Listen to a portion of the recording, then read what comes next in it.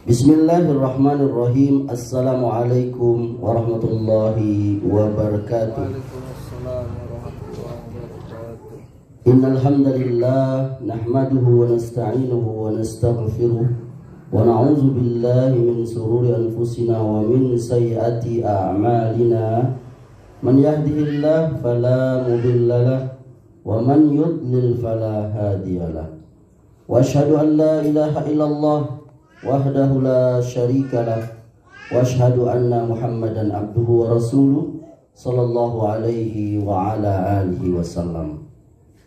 Ikhwan dan akhwat rahimakumullah, jamaah Majelis Ta'lim Baiti Jannati. Alhamdulillah, kita bersyukur kehadiran Allah Subhanahu wa taala. Kembali kita bertemu Sabtu malam ini pada kesempatan ini, yakni di awal bulan Agustus 2024 miladiah, di pekan pertama. Kali ini yang bersedia menjadi tuan rumah adalah saudara kita Akhuna Ferry ya. Semoga kajian rutin kita ini menjadikan keberkahan di dalam pribadi beliau dan istri dan anak-anak beliau, dan di dalam rumah tangga, kehidupan di rumah beliau, dan juga bagi kesehatan, ilmu, rezeki, dan keberkahan juga di akhirat nanti. Amin ya rabbal alamin. Ikhwan dan akhwat yang dimuliakan Allah, kita akan lanjutkan pembahasan kita. Pada pertemuan pekan yang lalu di rumah Akhuna Yopi ya, bab kita yakni pembacaan hadis-hadis yang berkaitan dengan pendidikan anak. Ada 4 buah hadis yang kita baca beserta penjelasannya. Maka insya Allah pada kesempatan ini kita masih akan melanjutkan yakni tafsilnya, yakni rincian dari pendidikan kepada anak-anak kita secara Islam yang berdasarkan Alkitab dan As-Sunnah.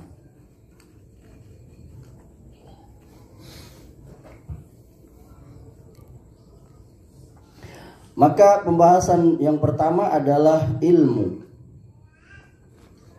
yakni telah banyak ayat-ayat Al-Quran dan hadis-hadis yang berbicara tentang ilmu. Oleh karenanya kita akan menyebutkan beberapa kaidah ilmiah yang berkaitan dengan ilmu ini. Yang pertama, kewajiban menuntut ilmu. Dalilnya adalah sabda Nabi Shallallahu Alaihi Wasallam, "Tolabul ilmi faridatun ala kulli muslimin." Menuntut ilmu itu wajib, yakni fardu ain atas setiap muslim. Ini hadis sahih, ada di Jami'us Shaghir ya, ada di Takhrij Hadis Mustilatul Fajri nomor 86 dari riwayat jamaah para sahabat.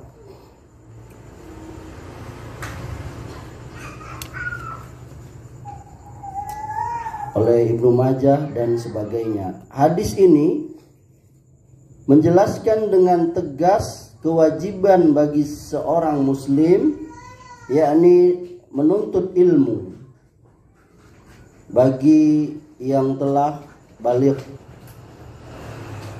Adapun bagi anak-anak, maka kewajiban menuntut ilmu itu terletak pada pundak kita sebagai orang tua, atau wali mereka, atau bapak-bapak mereka itu.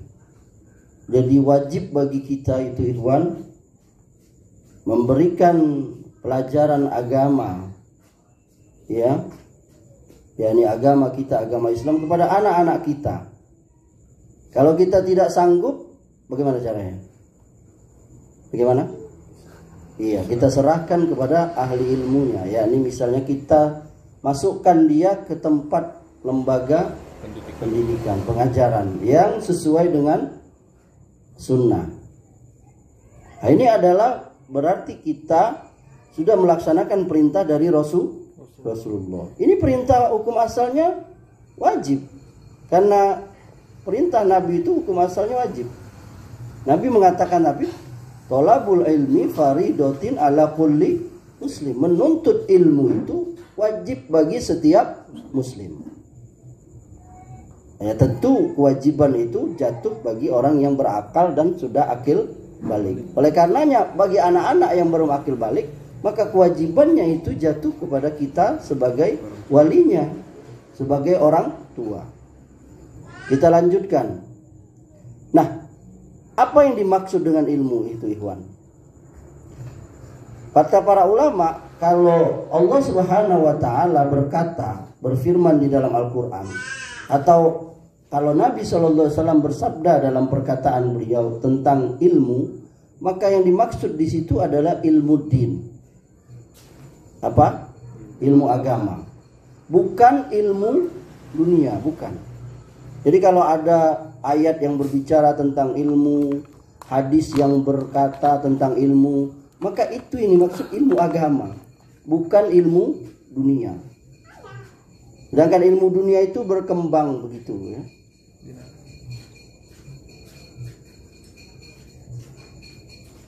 Nah, ilmu agama itu luas. Oleh karenanya, apa ilmu agama yang kita diwajibkan setiap muslim untuk mempelajarinya, belajar? Dikatakan oleh para ulama, yang pertama ilmu akidah. Ilmu akidah, ilmu tauhid atau iman. Nah, ini tiga kata sama ini. Berbeda dalam lafaznya tapi sama dalam maknanya. Akidah, at-tauhid dan al-iman. Yang kedua, ilmu al-ibadah.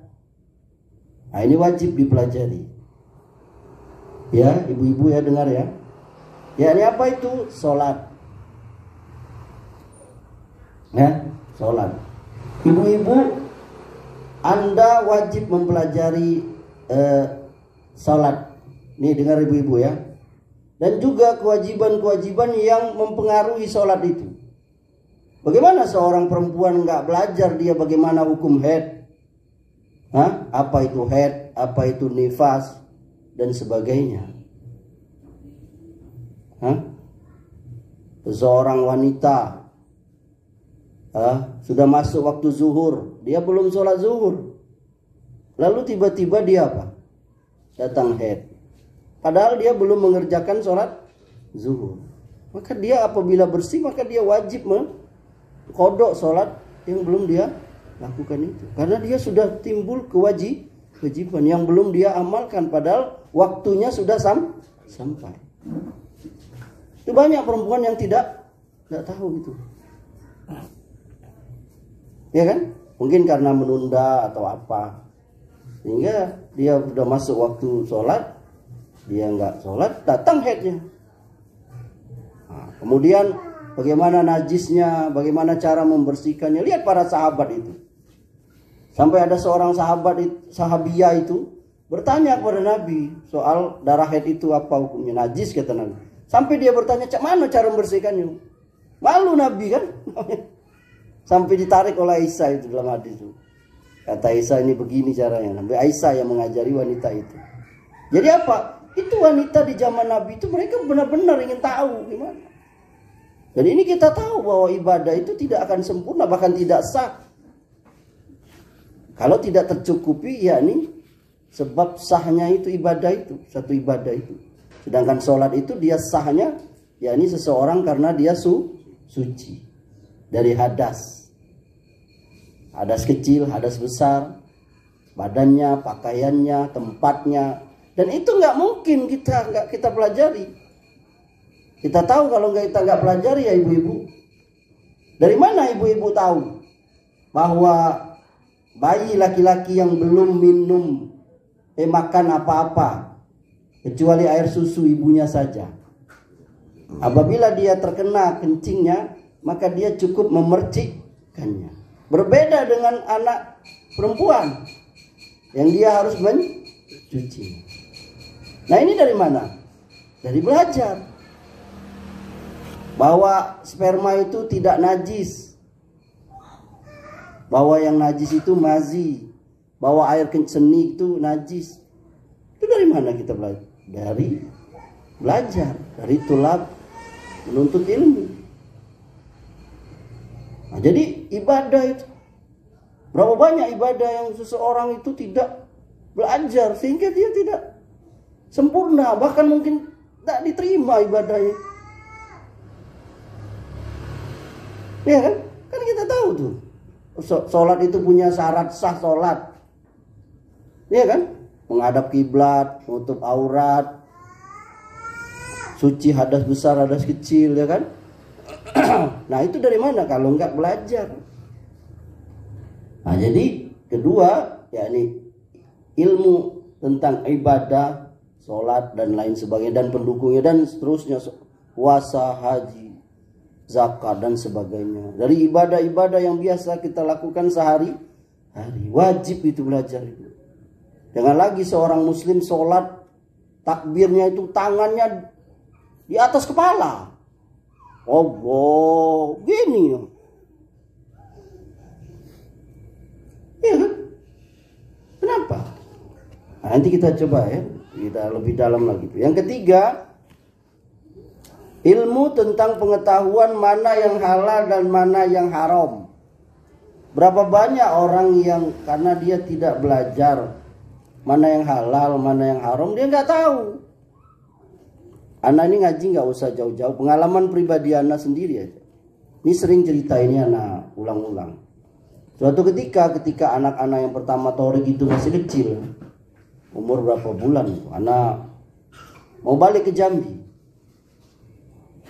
Ketika di tempat tunggu bis itu, anak biasa ngobrol sama bapak. Dan anak lihat bapak itu berlente, baju kemejanya terbuka 3 kancingnya, dan kelihatanlah kalung melingkar di lehernya itu warna kuning, emas. Nah entah macam mana cara anak waktu itu ya, kejadian udah 28 tahun yang lalu ya. Anak sampai itu ngomong bahwa dalam Islam itu laki-laki haram pakai perhiasan emas. Lalu dia bapak itu kaget. Iya ya dek, iya. Waktu itu mungkin anak karena umur baru 22 ya, masih dianggap ini. Iya deh, iya pak. Dan kebetulan bapak itu nggak songong, nggak marah, pak. Kaget deh. Bapak nggak tahu pak, nggak tahu katanya. Coba lihat tuh. Karena ini kan sesuatu yang bagi kita yang udah ngaji tahu ya kan. Tapi ternyata pak, kaum muslimin nggak tahu gitu kan. Jadi nggak tahu dia mana yang halal mana haram. Belum lagi yang subhat. Berapa banyak kaum muslimin diberi subhat oleh orang-orang yang entah berantai ilmunya. Dia katakan riba apa bunga bank itu nggak apa-apa, ya ini halal. Dan ini tokoh agama. Sudahlah kaum muslimin itu mereka tidak tahu, kalau bahasa ininya bodoh. Lalu datang lagi subhat yang menyambar itu. Gimana nggak pegangan kaum muslimin itu goyang? Paham nggak? Coba lihat ini. Jadi ilmu itu sangat penting sekali. Seseorang yang berilmu dia akan kokoh. Antum kalau punya ilmu yang antum akan berani bertahan. Coba lihat si Perin. Dia punya ilmu masang rangka baja. Mau orang bagaimana dia nggak. Ini bahaya ini kalau bentangannya seperti dia nggak mau. Kenapa? Karena dia punya ilmunya. Sampai ribut sama orang ribut tuh. Ini salah pak, bentangannya terlalu jauh. Bisa obati orang nih pak. Kenapa? Dia punya ilmunya. Begitu pula kita kalau sudah punya ilmu tuh kokoh. Bahkan kita bisa, tahu nggak? Iya kan? Itu berbedanya nanti kita. Bagaimana berbedanya orang yang berilmu dengan orang yang tidak berilmu, orang yang bodoh. Yang keempat, ilmu tentang akhlak atau adab. yakni semisal Allah Subhanahu wa taala memerintahkan kepada kita berbuat baik kepada kedua orang tua, birrul walidain, dan mengharamkan uququl walidain, durhaka kepada orang tua. Wajib ini. Berapa banyak anak-anak keluar jadi anak yang durhaka? Itu karena kesalahan orang tuanya sendiri. Kita dengar beberapa waktu yang lalu kan, ada orang tua suami istri mati dalam keadaan tua, sampai kering badannya beberapa hari, seminggu lebih di rumahnya sendiri. Anaknya ada berapa orang? Menjadikan sekali itu. Baru ini kita berapa hari yang lalu ada juga di tengah perubahan, ada ibu dan anaknya ditinggal suaminya. Terlepas apakah dia udah cerai. Ini problematika rumah tangga. Kebetulan kajian kita ini memang kajian rumah tangga. Coba antum ambil itibar itu, ikhwan. Antum bersyukur kepada Allah Subhanahu wa taala. Antum bisa belajar agama, kenal sunnah. Kita harus belajar didik anak kita itu. Coba lihat berapa banyak ikhwan kita yang memasukkan anaknya penting agama, masukkan ke lembaga-lembaga agama, bahkan lembaga yang berbasiskan sunnah, menjauhi bid'ah, berbasiskan tauhid, menjauhi syirik. Di tengah-tengah banyak juga lembaga pendidikan yang kemasukan orang-orang dalam tanda kutip. Kita dapat kabar kemarin ada tokoh agama yang dulu koar-koar menghina Salafi apa. Tahu-taunya dia homo. Anak 40 orang anak santri dikerjainnya. Innalillahi wa inna ilaihi raji'un. Ini harus terpaksa ngomong ini. Karena dia sudah mencaci maki Salafi. Mungkin mau didengar di YouTube anak nggak masalah. Ini, nah di satu sisi kita juga bayangkan, berarti pendidikan anak kita. Lihat bagaimana Islam mengajari anak kita. Ada beberapa pertemuan terdahulu kan antum lihat bagaimana kita diajar anak kita. Jangan anak kita itu tidur satu ranjang. Dari kecil diajar tuh. Jangan tidur walau anak laki-laki satu selimut. Anak perempuan dengan anak laki-laki pisah kamar kalau dia sanggup. Minimal pisah tempat tidur. Ini apa? Menutup pintu-pintu keburukan itu. Itu terjadinya keburukan kepada anak-anak itu akibat dari kesalahan kita. Dan berapa banyak penyesalan orang tua sekarang ini. Semisal karena kotak yang persegi 4 ini, yakni HP. Kalau kita nggak kuat sebagai orang tua, maka kita perlu belajar, perlu tahu bagaimana anak kita, akhlak anak kita, adab. Ya, ini harus pelajaran, Iwan. Kita ngaji ini, belajar ngaji ini untuk mendidik diri kita, mendidik anak kita. Harus sabar dalam mendidik anak. Berapa banyak anak yang binasa karena salah pendidikan kita. Anak masih belum umur 7 tahun dimarah-marahi, dipukul, gimana? Anak masih kecil, gak paham. Anak itu harus disayang, dilembut lembut. Gak bisa anak itu dibentak sampai hatinya apa? Pecut. Berapa banyak kaum muslimin ajari anaknya dengan emosional. Nabi aja lihat tuh merintah anak tuh 7 tahun sholat. Mukulnya umur berapa? 10 tahun. Itu pun pukulan yang nggak berbahaya, tidak di kepala. Ini berapa banyak orang tua anak masih kecil 2 tahun dibentak-bentak sampai jiwanya kerdil.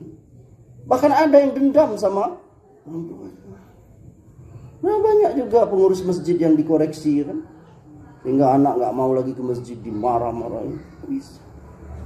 Nah, ini perlu kerjasama, tapi dimulai dari kita. Gimana kita mendidik akhlak adab anak kita itu. Di samping kita memberi contoh, yakni suami istri itu, ayah dan bundanya.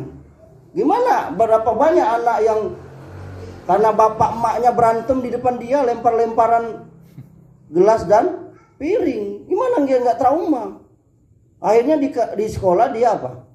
Mukul temennya. Ditanya kenapa? Itu saya lihat bapak saya mukul emak saya, rambutnya ditarik, dedotin di mana?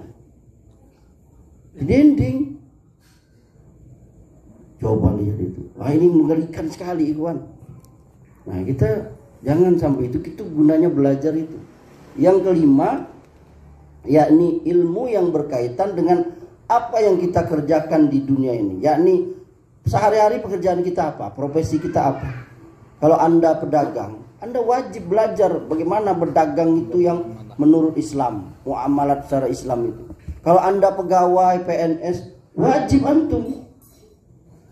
Kalau antum jadi guru, jadi ustadz, jadi harus tahu, harus ada ilmunya. Jadi karyawan, kalau kayak Ferry ini jadi apa istilahnya? Mandor. Ya swasta ya. Ya swasta harus ada amanah, jujur ya kan. Berapa banyak orang sekarang tuh gak jujur. Barang KW dibilang sorry. Hah? Ya enggak? Itu. Pedagang nggak ngerti mana yang ini riba. Ya Nabi SAW itu siddiq, jujur. Kain robek dikasih tahu. Berapa banyak pedagang tuh yang nggak jujur. Ya kan? Ayam tiren mati kemarin dijual. Innalillahi wa inna. Nah, inilah.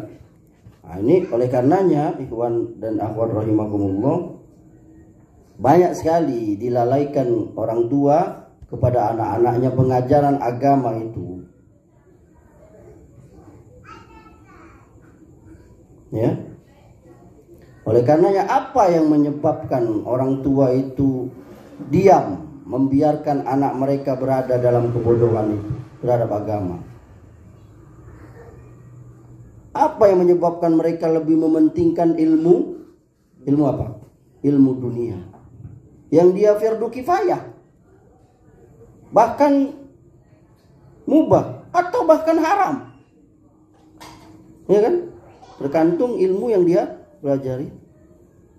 Kita terusik waktu itu. Antum ini tegur anak kalau salah. Karena kalau nggak salah pernah baca artikel tulisan Pak Habibie ya. Yakni ketika di masa tuanya dia menyesal. Benar gak? Untuk pernah baca. Kenapa? Karena dia tidak belajar agama. Karena menurut beliau ilmu agama lah itu yang abadi dan bermanfaat untuk orang banyak. Lihat tuh sekelas Profesor Dr. Ing B.J. Habibie. Ing itu apa sih? Engineering. Nah, itulah pokoknya ada ing-nya dulu tuh. Dan beliau itu mengakui itu. Iya kan? Beliau masa tuanya baru. Anda nggak tahu apakah itu sahih dari perkataan beliau atau orang. Tapi ya itu beredar dan belum ada sih yang membatahnya, meralatnya. Dan antum juga pernah baca. Ini menunjukkan betapa pentingnya ilmu agama itu. Sampai sekelas Profesor Habibie saja mengatakan seperti itu. Andai dia bisa balik lagi itu, dia tentu akan memperdalam agama. Karena dia menganggap ilmu agama itu sangat bermanfaat dunia wal akhir. Ya. Jadi kenapa tadi itu orang tua jadi dia tidak mendidik anaknya dengan baik, atau bahkan dia diam saja? Yang pertama karena orang tuanya bodoh, jahil terhadap agama. Yang karena bodoh, karena jahil tadi timbullah sebab yang kedua. Jadi dia menjadi orang tua yang tidak taat. Biasanya kalau orang bodoh tuh nggak taat, jadi mudah dia nggak taat, ya kan? Atau dia takwa ya.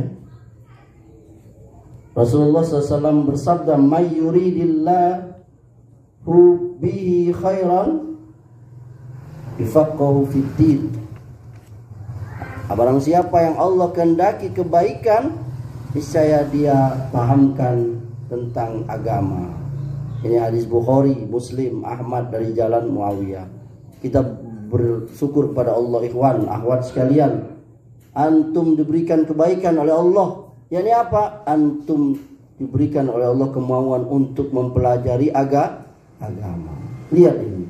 Siapa yang Allah beri kehendaki kebaikan dia, Allah pahamkan tentang ilmu agama. Ana ulang lagi nih, Wan. Nabi berkata, siapa yang Allah kehendaki kebaikan bagi dia, maka Allah pahamkan dia tentang agama.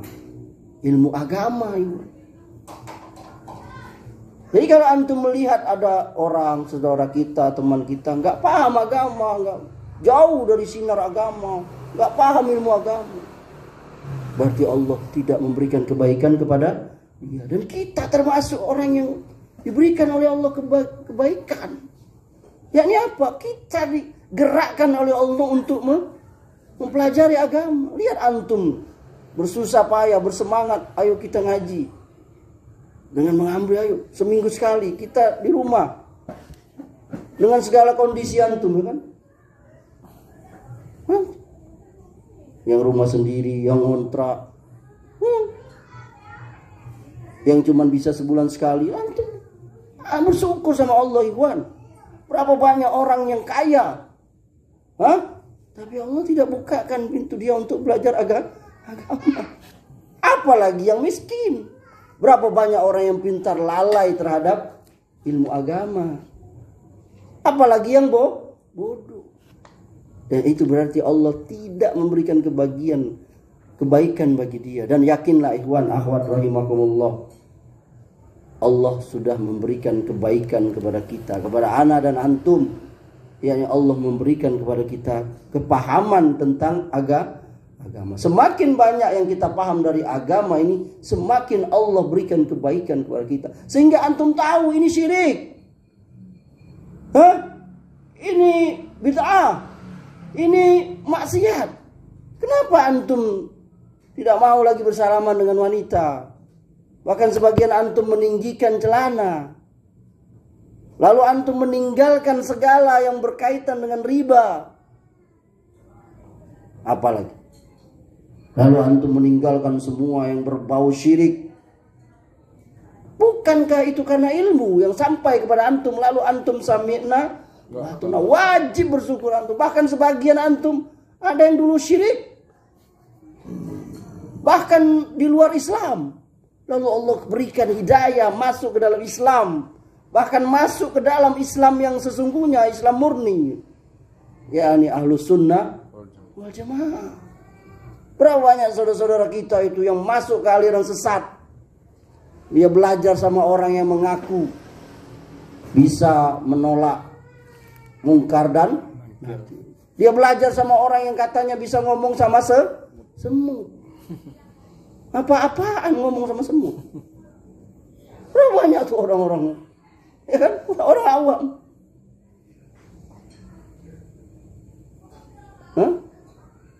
Ana buru-buru bahasa semut. Karohmah. Ana cuma tahu bahasa isyarat aja tuh. Makan. Kalau megang perut lapar. Gua lihat berapa banyak. Antum syukur kepada Allah. Diberikan hidayah, memahami. Manhaj salaf. Terang. Bahkan malamnya saja seterang siang. Coba lihat. Nggak ada. Manhaj salaf itu apa? Gak ada sedikit pun keraguan, gak ada. Gak ada. Antum mau bertanya apa, jawabannya ada. Apalagi yang antum ragu, apalagi yang kita ragukan. Ya ibu-ibu ya, berapa banyak akhwat kita yang dulunya tabarruj, lalu dapat hidayah dia, tutup auratnya dengan sempurna.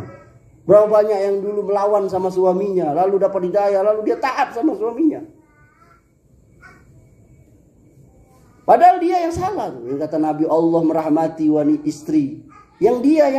Padahal dia yang benar, suaminya yang salah. Lalu dia berkata, ya suamiku, aku tidak bisa tidur sebelum engkau meridhoi. Padahal dia yang benar, suaminya yang salah. Ya Allah. Kenapa? Itu hasil ngaji. Jadi kalau ukur kita, ini kita ngaji itu bagaimana kita berteman, itu bagaimana kita bersahabat, ya kan? Mudah memaafkan, tidak dendam, mudah bersahabat. Biasa itu. Kita suami istri saja kadang ini diuji kita ini. Sesama kita ini akan diuji. Anak mungkin ada menyinggung antum ada menyinggung anak. Mudah memaafkan.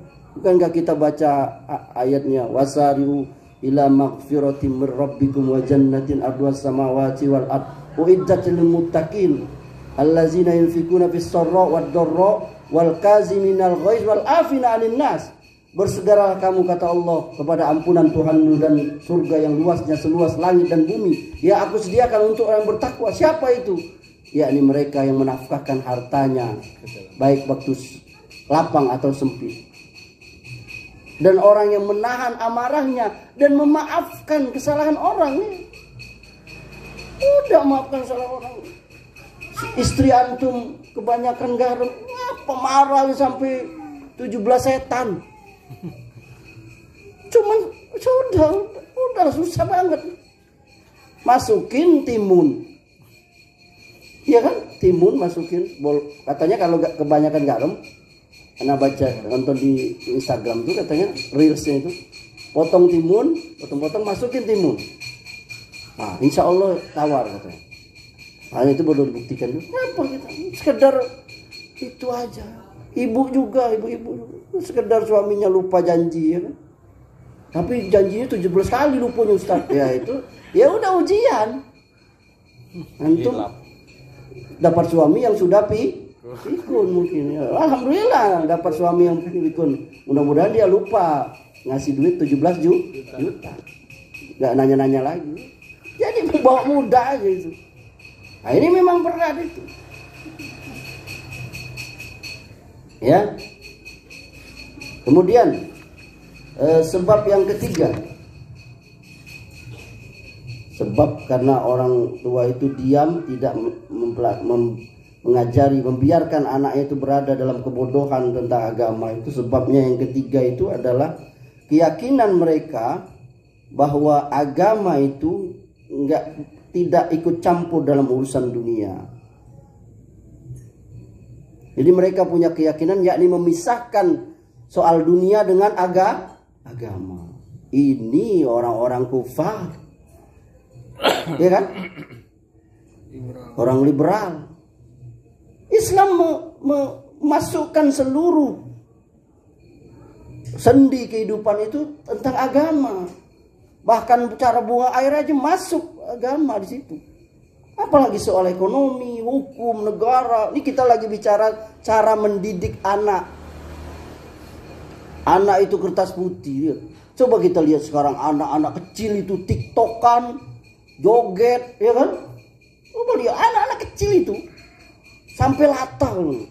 Coba kalau bagaimana zaman tabi'in mendidik anaknya itu sehingga seperti Imam Syafi'i 7 tahun hafal Quran. Dan rata-rata anak zaman itu seperti itu. Coba lihat. Kita sekarang tuh salah. Orang memisahkan kehidupan dunia dengan agama. Gak usah ngomong agama. Soal politik gak usah ngomong agama. Bahkan kebanyakan orang meyakini kalau anak-anaknya belajar agama, hanya punya pengetahuan agama, anaknya itu tidak akan berhasil. Apa? Hah? Menurut bahasa atau istilah mereka tidak menjadi orang. Nah, jadi anaknya apa itu? Ya kan? Anak pengen apa? Oh, main bola. Oh, anak apa? Padahal cita-cita kita tertentu menjadikan anak gitu anak yang soleh. Dan itulah investasi terbesar. Berapa banyak orang-orang menyesal ketika anaknya jadi semacam artis misalnya, atau anak tidak menjelekkan itu ya. Tapi kenyataannya seperti itu. Dia tidak paham agama. Berapa banyak penyesalan orang tuanya menyekolahkan anaknya di tempat-tempat yang akhirnya jadi penyesalan dia.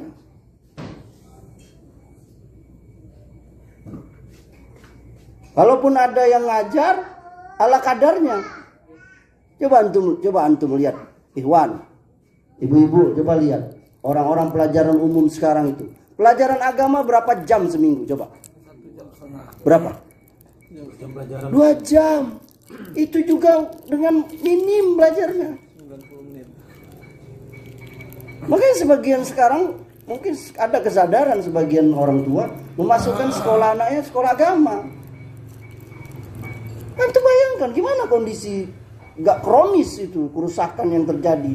Pelajaran agama itu cuma 2 jam.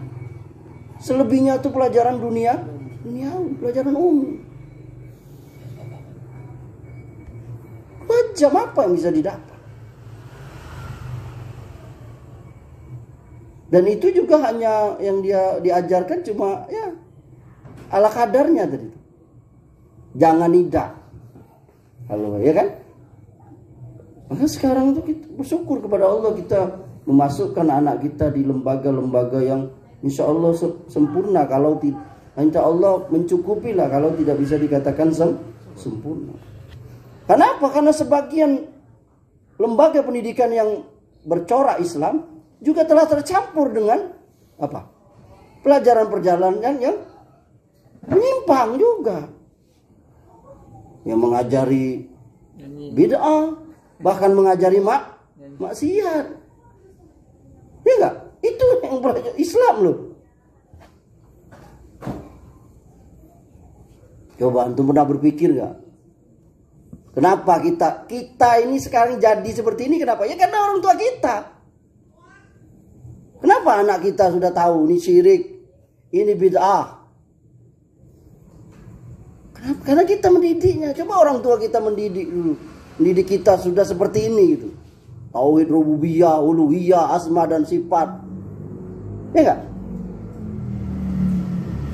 Enggak boleh salaman, lebih baik kepala kamu ditusuk dengan besi daripada orang tua kita. Dan anak bersyukur juga tuh, si Jakpar kan sekolah di MTS tuh. Alhamdulillah tuh MTS tuh salaman nggak ini, walaupun kepada gurunya nggak boleh apa, sentuhan. Alhamdulillah nggak sentuhan, walau dengan gurunya perempuan. Begini, masya Allah, anak apresiasi. Coba lihat, di tengah orang menganggap itu hal yang biasa, kita masuk di situ. Enggak, ini kenapa? Ini Nabi yang ngajarin, bukan masalah orang biasa. Orang sekarang biarilah orang biasa. Memang dunia sudah luar biasa. Zina sudah dianggap biasa, pergaulan, waduh. Kita enggak jaga anak kita, jaga. Allah akan minta tanggung jawab kita, Iwan. Antum yang makin banyak anak antum, makin siap-siap di apa? Diperiksa oleh Allah nanti. Diaudit di akhirat nanti. Tapi kalau kita berhasil mendidik anak, itu investasi. Anak kita itu investasi paling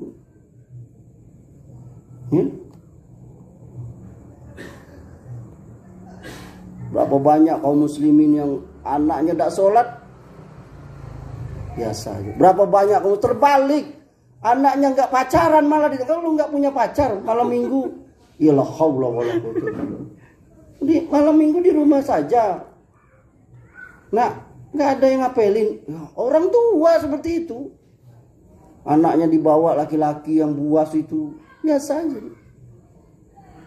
Antum punya anak perempuan, jaga. Ore kata yang punya anak laki-laki. Antum juga punya anak laki-laki juga jaga, jangan sampai anak orang disikat sama dia. Ini wah, sekarang ini bahaya. Harus keras kepada anak kita. Berapa banyak kaum muslimin tuh yang orang tuanya tuh biasa aja, mau sholat mau kagak, ya ini dia tidak peduli.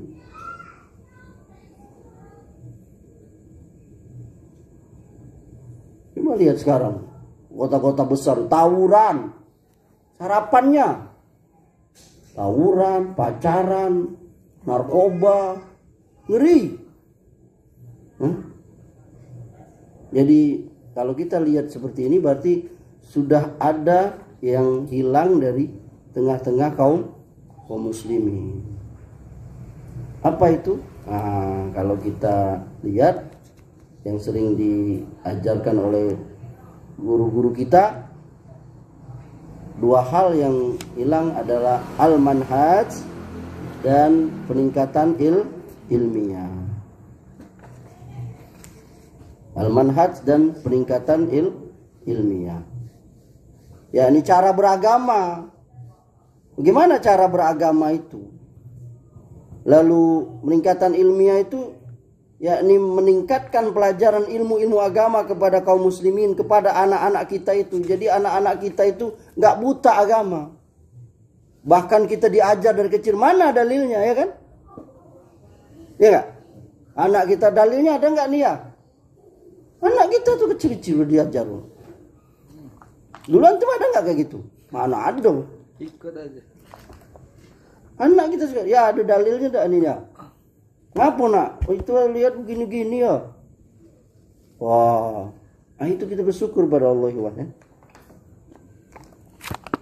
Jadi kalau kita sebagai orang tua memahami hal ini, maka insya Allah Ta'ala kita akan mendapatkan anak-anak yang soleh dan soleha. Yang kedua, ilmu lebih dahulu sebelum perkataan dan perbuatan. Di dalam agama kita itu nggak boleh seseorang berbicara tanpa ilmu. Fa'lam annahu la ilaha illallah, kata Allah. Maka ketahuilah sesungguhnya tidak ada satupun Tuhan yang berhak disembah dengan benar kecuali Allah. Al-Hafiz Ibnu Hajar dalam menafsirkan kaidah ayat di atas itu, beliau berkata, Ibnu Munir, yang dimaksud dengan perkataan di atas bahwa ilmu itu menjadi syarat sahnya perkataan dan perbuatan. Maka tidaklah dianggap keduanya itu kecuali dengan ilmu. Maka ilmu itu didahulukan daripada perkataan dan perbuatan. Karena sesungguhnya ilmu yang mensahkan niat, yang niat itu sendiri mensahkan amal. Imam Bukhari menafsirkan ayat yang kita baca tadi. Kata beliau, Allah memulai dengan ilmu. Ya. Allah memulai dengan ilmu.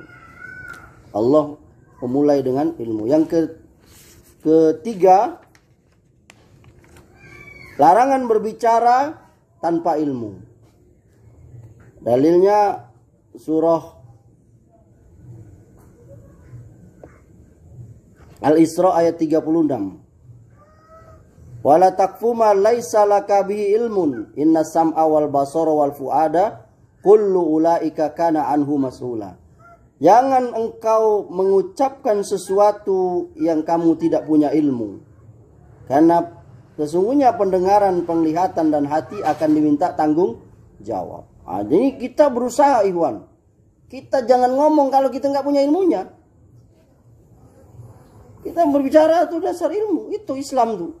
Kalau kita nggak punya ilmu ya diam saja. Berapa banyak kerusakan terjadi disebabkan orang berbicara tanpa ilmu itu. Ini sekarang nih kerusakan seperti itu. Yang keempat, perintah bertanya kepada ahli ilmu. Fas'alu ahlaz zikri in kuntum la ta'lamun. Kata Allah, bertanyalah kamu kepada ahli ilmu kalau kamu tidak tahu. Nah, di ayat mulia ini Allah menggolongkan dua manusia. Yang pertama ahli ilmu, wajib mereka menyebarkan ilmunya. Yang kedua orang awam bodoh, ia wajib bertanya kepada ahli ilmu, bukan kepada orang yang jahil juga. Kita ban bocor aja kita ke tempat tampal ban yang kita tahu dia sehari-hari kerjain tampal ban. Gak mungkin gak ada orang lewat kita, Pak tolong Pak nih. Bapak itu sehari-hari cuma jualan ikan. Yang terakhir, yang kelima, yakni keutamaan ilmu dan ahli ilmu. Yakni Allah membedakan antara orang yang berilmu dengan orang yang tidak berilmu. Qul hal yastawil ladzina ya'lamuna wal ladzina la ya'lamun. Katakanlah, apakah sama orang yang mengetahui dengan orang yang tidak tahu? Yakni orang yang berilmu dengan orang yang bodoh. Surah Az-Zumar ayat 9. Yarfa'ul ladzina amanu minkum wal ladzina utul ilma darajat. Allah mengangkat derajat orang yang beriman di antara kamu, sedangkan orang yang diberi ilmu Allah angkat beberapa derajat. Surah Al-Mujadilah ayat 11. Bahkan di dalam Al-Quran Allah membedakan anjing yang berilmu dengan anjing yang bodoh. Apa? Yani anjing yang berilmu itu halal buruannya. Yani anjing yang sudah kita ajarin. Anjing aja berbeda gitu. Antara anjing yang belum diajar, yang masih bodoh, yakni apa? Buruannya haram kita makan. Tapi anjing yang sudah berilmu, yang kita ajarin cara berburu, lalu kita lepas bismillah, maka buruan yang dia tangkap itu menjadi halal. Lihat para ulama berhujjah itu. Bahkan anjing yang berilmu aja Allah bedakan dengan anjing. Apalagi manusia. Apalagi manusia Allah akan lebihkan lagi. Barangkali ikhwan ini yang bisa kita sampaikan, sudah 1 jam. Semoga Allah Subhanahu wa taala memberikan kepada kita yakni dasar untuk mendidik anak kita, yakni ilmu terlebih dahulu. Biasakan anak kita di rumah itu berbicara dengan ilmu. Jangan biarkan mereka berbicara dengan kebodohan. Bersiaplah. Pendidikan yang paling baik itu adalah yakni kita mengajari anak kita ilmu. Dan tidak lain, ilmu itu adalah ilmu agama. Karena ilmu agama itu akan bermanfaat untuk kita dunia akhirat. Bahkan di saat badan kita sudah hancur menjadi tanah dan tulang kita telah terpisah. Demikian, semoga bermanfaat. Wassallallahu ala nabiyina Muhammadin wa ala alihi wasallam wa akhiru da'wana alhamdulillahi rabbil alamin. Subhanakallahumma bihamdika asyhadu an la ilaha illa anta astaghfiruka wa atubu ilaik. Assalamualaikum warahmatullahi wabarakatuh.